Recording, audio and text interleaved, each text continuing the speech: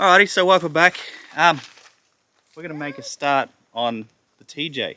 We have the burnt TJ and we have the good TJ. So the good TJ was an automatic, the burnt TJ is a manual. So we're going to take the manual transmission out of the burnt TJ and put it in the automatic TJ, which is, the auto's trash.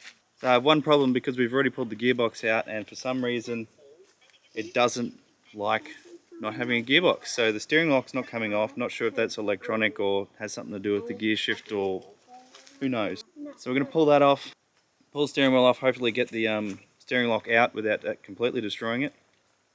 But I ain't scared. So I'm going to quit talking. I'm going to start pulling the steering wheel off, get the steering lock off, and hopefully we can tow it back to my house. So, see you in a minute. If you're a regular watcher of my channel, you've probably seen this thing before. But in case you haven't, we'll do a bit of a walk around.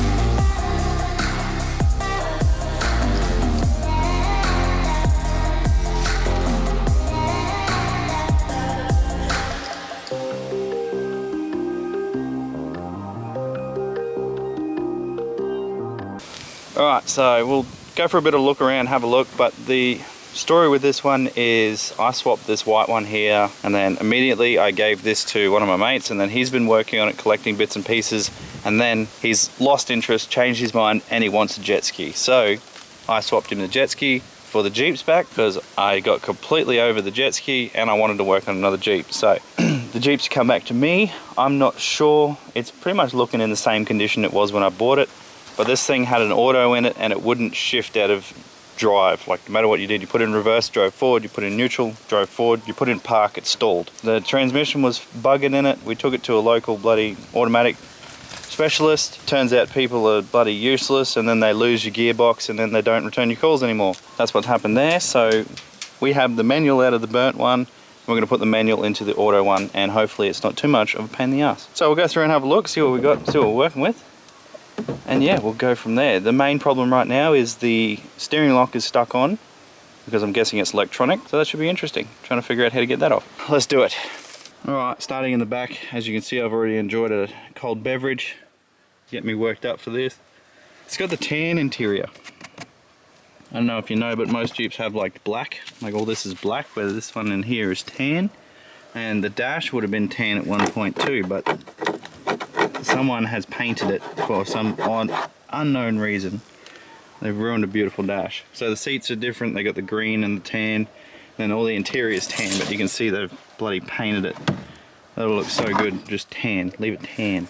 Anyway, you can see this gearbox has already been pulled out. Me and Blair did that absolutely years ago, and then the gearbox shop lost our gearbox, so we gave up on it. Not sure what any of these switches do.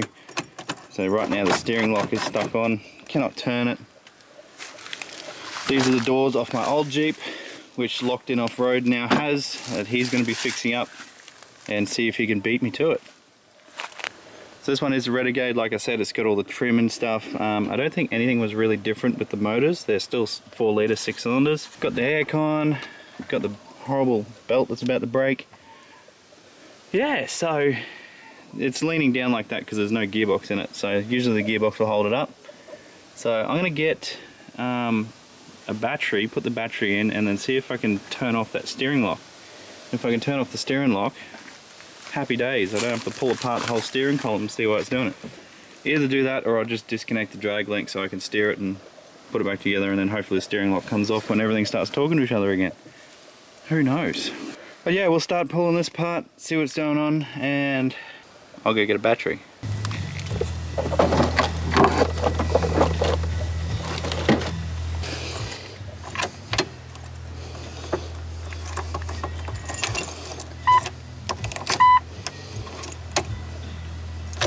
Well, that was meant to do something. Why doesn't it do anything? I don't see why. There is a reason for it to be in the pain in the ass. Getting cranky at me now.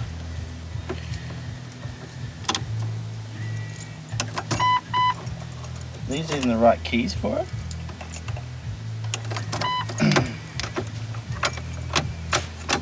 maybe it's seized. Because it should. What would prevent it from starting? It not being in, like, obviously it's not going to start, but it should do something. Unless the main earth is on the starter motor, which isn't connected. I reckon it's just a bit seized up. Yeah, I reckon it's as simple as that. We might go back home real quick, grab the WD-40, we'll fill up that key barrel. I reckon that's what's going on. I reckon it's just a bit sticky. Or that's the wrong key, but I doubt that's the wrong key, because there's only one key. Yeah, I reckon it's seized. I'll be back. Alright, coming back at it. We've got a WD-40. We have our dick tube. And then we're gonna, I reckon it's a case of there's something, maybe it's just sticky in here.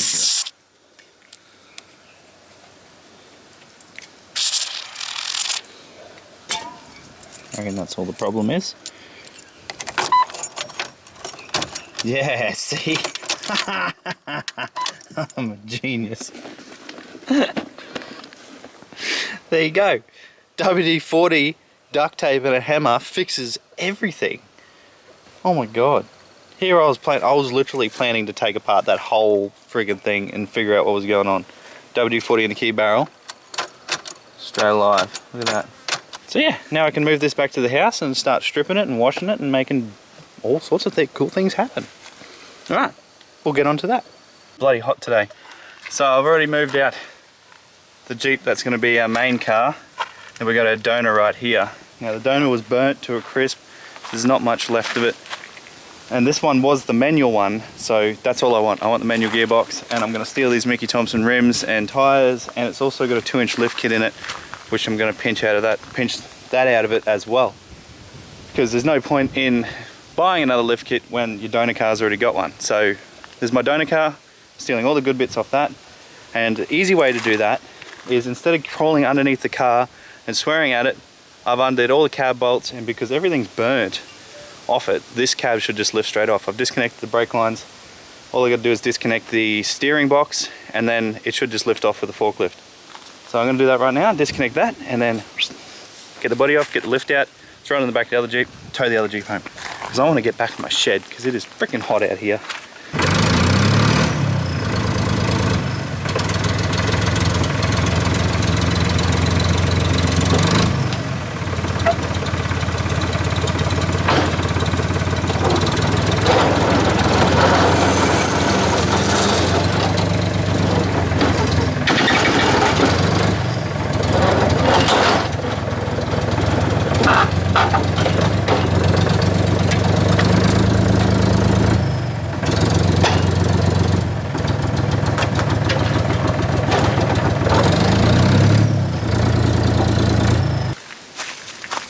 Alright, something still seems to be attached at the back. I don't know what.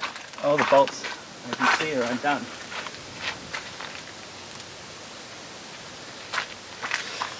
Not unless they've done something weird and tied something in, or there's something on the inside that needs to be undone. Now I'm starting to think it would have been easier just to take the shocks and springs out. That's right, you learn from your mistakes.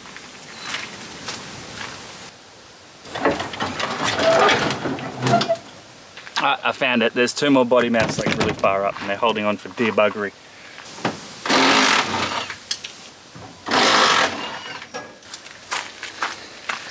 That should be it.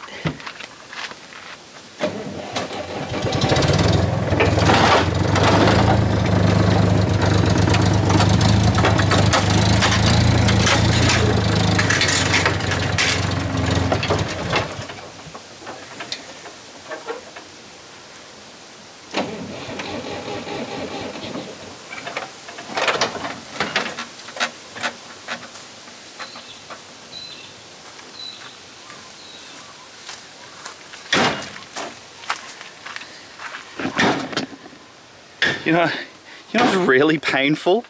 And it happens to me a lot. This freaking forklift. Twice. This is the second time this has happened. it just ran out of fuel. I didn't even get it off. So now I have to go find fuel. It's so much fun. But yeah, everything was burnt to a freaking crisp, so it wasn't that hard to... I knew nothing would have been attached apart from that handbrake line right there. Yeah, the fuel tank, I dare say that would have had a nice bit of sniff going for it. You can reuse that sender, she's fine. That pump will probably still be good because it didn't melt in down there. But yeah, see, nothing would have been still connected. It all would have just melted because that's where the fire was in the back. There's a sticker here. Barbie drove a Jeep too. Yes, she did. Yes, she did. So now me trying to be lazy and get the whole thing off, now I've got a forklift and the cab stuck on top of where I need to be. That's a bit painful. That's right. But yeah, she's got the EFS springs. So I'm guessing that's a 2-inch lift. It sits way higher than the other one. So, and obviously there's no motor in it, but you can't lift these things that high because the rear drive shaft in them is only like that long. So as soon as you lift any higher than bloody 2 inches, you need to start thinking about long arm kits and other shit like that. I'm sure that people has been, but I think the last one I had, I lifted it to 4 inches and it was a pig to drive because you look how small all your arms are. So you lift down and those things are going to be like near on vertical. So if you are going to lift them real high, you go to your long arm kit, which brings your arms out to like here. But that's too expensive for what I want to do. I just want something I can cruise around the paddock in, go up some dunes, and yeah, just be a mad dog. Go further than Toyota. Look, both my Toyotas there, Denny Ute and the Ambulance. So, all right, I'm gonna find some bloody fuel, and then we're gonna put it in the forklift. Oh, I can't believe that. So I'm gonna go find a fuel drum, put it in the forklift, see if I can start it and move the cab off. That'd be great. All right, back in a sec. So, underneath the beautiful Denny Ute, we have our source of diesel. What a mission, you know? It's always a mission when you're trying to do this stuff by yourself. Or at all. I guarantee, I put 5 litres in that forklift the other day. I guarantee Dad siphoned it out. Probably put into this. Don't flick me with fuel. There we go. Oh, I got it everywhere. Yeah, so the Denny Ute's not gone. I still have it. So we've been using it to do a lot of fencing around the property. So she's got the welding trailer on the back, all the good stuff. So it's a wicked fencing truck. You got 33s, you got 2-inch lift, you got 12 HT. It's great. Sounds great. It's funny how the easy way turns into the hard way, like straight away.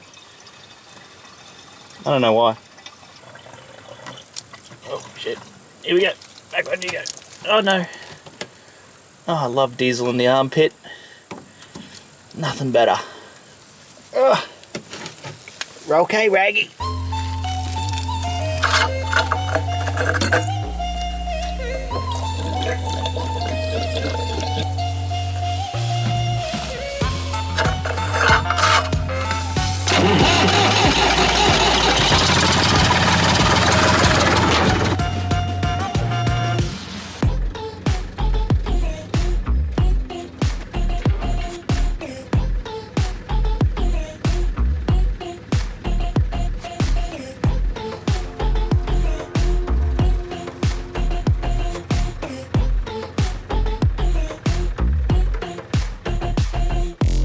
I'll tell you what, that was a bit of a mission, but we got it off. Got a beer. It looked pretty gangster as just a frame.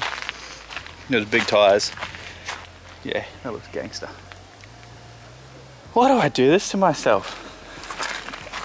You know, by the time you're done, for example, like that thing, you could just literally just go freaking buy one from the shops. Not shops, but from Marketplace. You could just buy one. But instead we do it like this, the hard way. It's like me, I want a TJ. You could literally, I think they're like, I don't know, $7,000 at the moment. Why don't you just fucking buy one? But I don't, I really don't. So I go through the hassle of pulling cabs off, just to pinch the springs and tires off it, for one that doesn't even have a gearbox. So, and before you say anything, I know it would probably be easier just to take that motor and then put it in here and then take all the burnt bits off, but you never know what this car's done. I'm not about to spend the dollars on doing a revs check on it to see if it's a write-off, because I dare say that went through insurance, hence why I was at the auctions. It's a stat write-off, so therefore this chassis will be a stat write-off. Then we're back at square one, what we were with the Bubulance. So you're better off just starting with a car that you know has a clean title, or like I haven't even done it, so probably doesn't. That's probably a stat write-off too. But yeah, so that way I'm not planning on registering it. It's just going to be like pretty much like a buggy.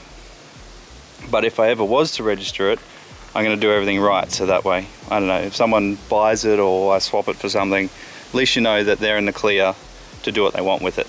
They're not just stuck with a bloody yard ornament like my entire yard. So yeah, alright, I'll get the rattle gun, rip all these tires off, pull out the springs, and we'll go from there.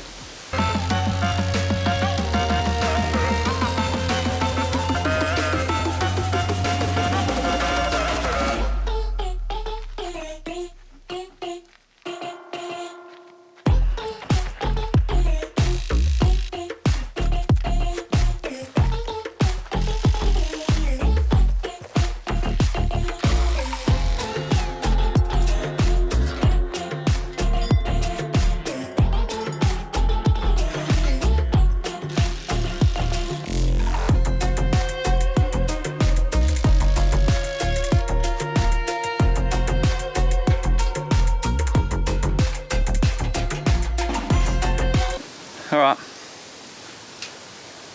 now pretty much is the end of that chassis. I don't need that anymore.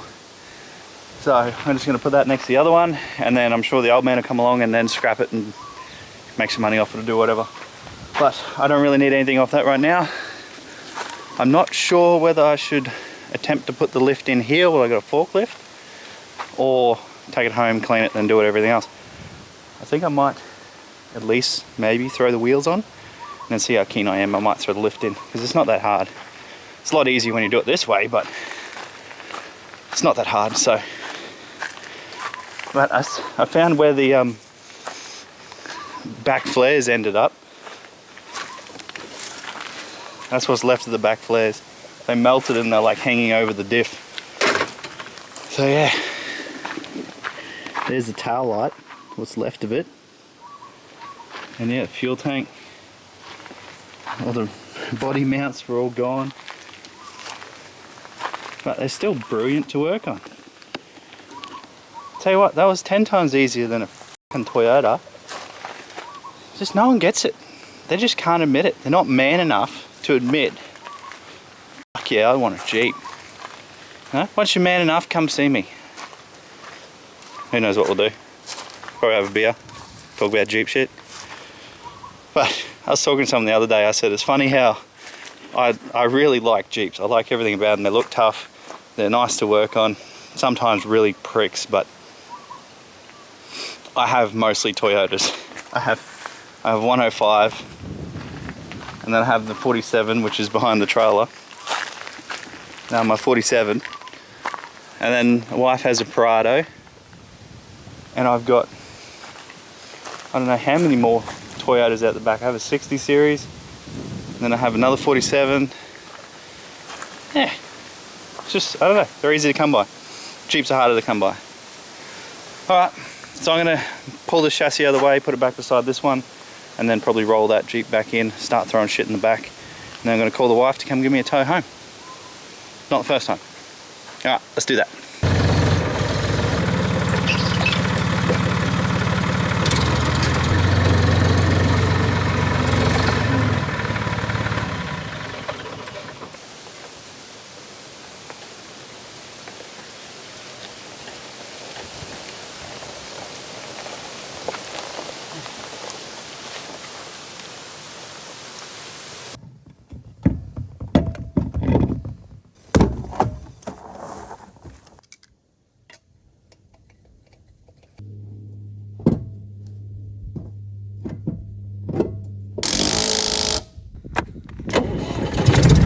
Now I was going to throw the lift in, but when I pulled this one out, I pulled the shock out, I noticed that the spring was longer than what I could get out without undoing the trail arms.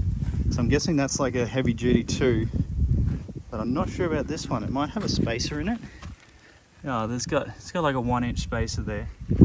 But who knows? Who knows? This probably already was lifted and I was just being ignorant. But how cool's that? Changes that stance just a bit.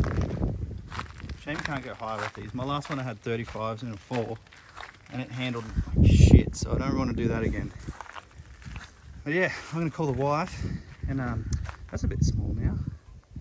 I'm going to call the wife and get her to give me a tow back home. We'll throw this in the shed, pull everything out of it, and we'll see what we got to work with. Because yeah, there's not a lot right now. I got a motor, no gearbox, but we got some fat wheels. How cool's that? So that's what's left of these two. Not sure what I'm going to do with them yet, so who knows, they'll just be buggered. The only good thing out of that would be the diffs. Only good thing off that would be the front flares. So that's probably the only thing that's not burnt are these flares. So who knows? If you need flares, hit me up. I'm not shipping them. But yeah, bead lockers. And you got your witty bitty mud flap. Got the witty bitty mud flap to cover the witty bitty tyres. Not anymore, boy. Alright. I'm gonna go into the cold room and have a beer. It's too fucking hot out here. It's so hot. Look, that's how far I got through my first beer. It's fucking hot as a C word. But the old man's got a cold room here. That's where we keep all our beers. So I'm gonna message the wife, tell her to come on her way. And I'm gonna go sit in the cold room and have beer. Cool down a bit, because I am freaking drenched. See you in the cold room.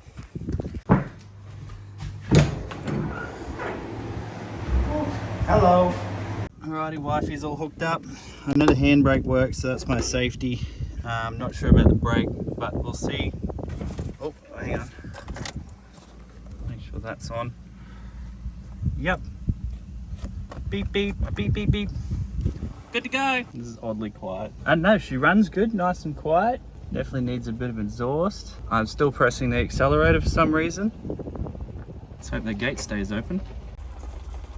Well, that's not good. There you go. Fixed it. I think this is the second time I've ever driven in this car. First one was when we first got it, we drove around the corner. But yeah, that was the last time. Then we pulled the gearbox out of it, and then I reckon it was about 4 years ago we pulled the gearbox out of this thing. Yeah, don't know what that noise is. Should be right. Alright, so we got the big girl home. So I'm going to pull out the gurney and give her a wash. Because it hasn't had a wash in probably I don't know how long. About 4 years. But how good do those rims look? Shit, yeah, that looks sick. I love Jeeps. They just look good no matter what. This thing doesn't even work and it looks good. Alright, so I'm gonna grab that. I might clean out the inside first, pull off that soft top, do all the stuff. I might sell bits and pieces of it because I'm not a fan of these soft tops. They're just annoying. So I'll rip all that off, clean out the inside, probably rip out those rear seats. No one needs rear seats. For now, kids will probably want to do it, but clean out the inside, then we'll get to cleaning.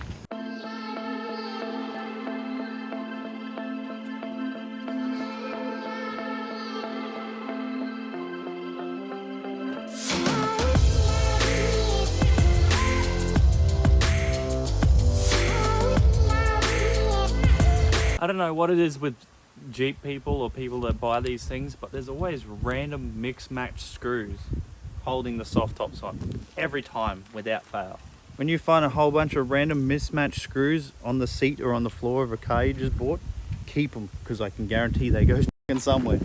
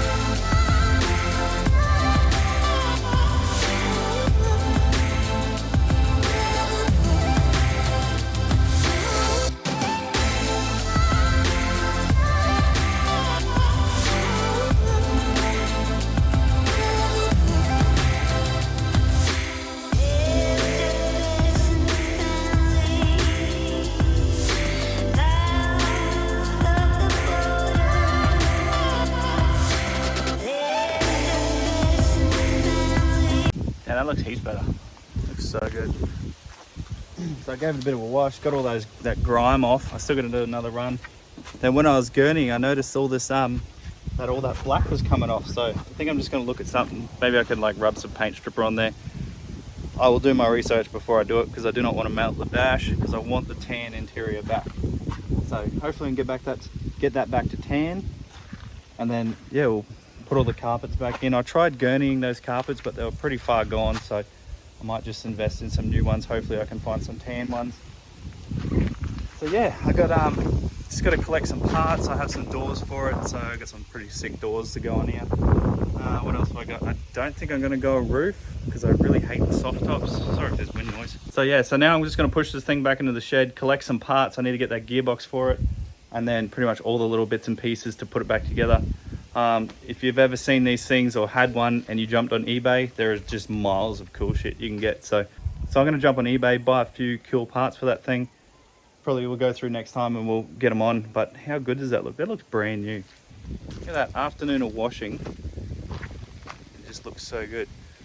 See, you throw a set of bloody sick wheels on something, even though they're burnt to a crisp on one side, but that looks amazing.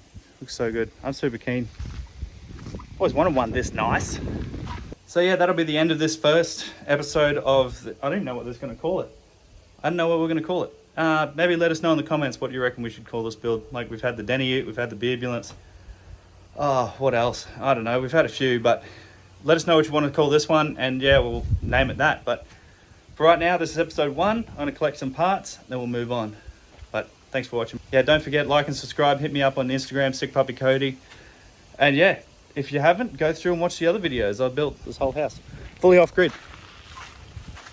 But yeah, until then, we'll see you next time.